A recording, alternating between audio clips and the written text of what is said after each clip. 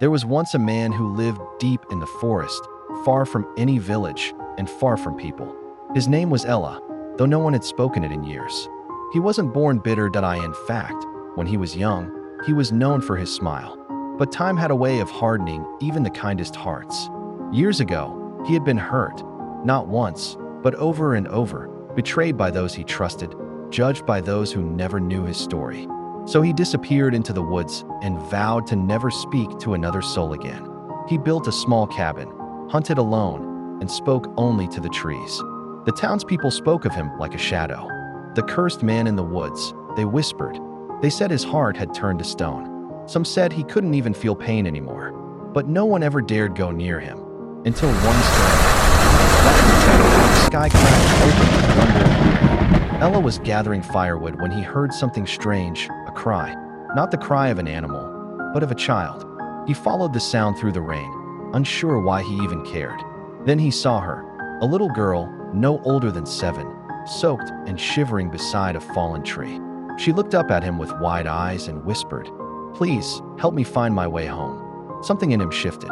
He stood still for a moment, torn between his vow and something deeper, something human. And then, for the first time in years, he bent down and offered his hand. She took it. He brought her into his cabin, wrapped her in a blanket, and gave her the last of his food. She didn't speak much, just watched him with quiet curiosity. He didn't speak either. But for the first time, silence didn't feel lonely. That night, as the girl slept, he sat by the fire and stared at his hands. For years they had built walls, pushed people away, hurt instead of helped. But now they had saved someone. The next morning, he walked her back to the edge of the forest, where her father, frantic and breathless, embraced her with tears. As they thanked him, Ella only nodded and turned back toward his woods. But as he walked, something strange happened. The trees felt brighter. The birds sang again. His chest felt light, like something had been lifted. He stopped by the river and looked at his reflection. And for the first time in years, he saw his own eyes again. Not the eyes of a cursed man, not the eyes of someone hardened by life, but the eyes of someone who had finally remembered what it meant to care. The curse, it wasn't magic. It was the belief that kindness made him weak.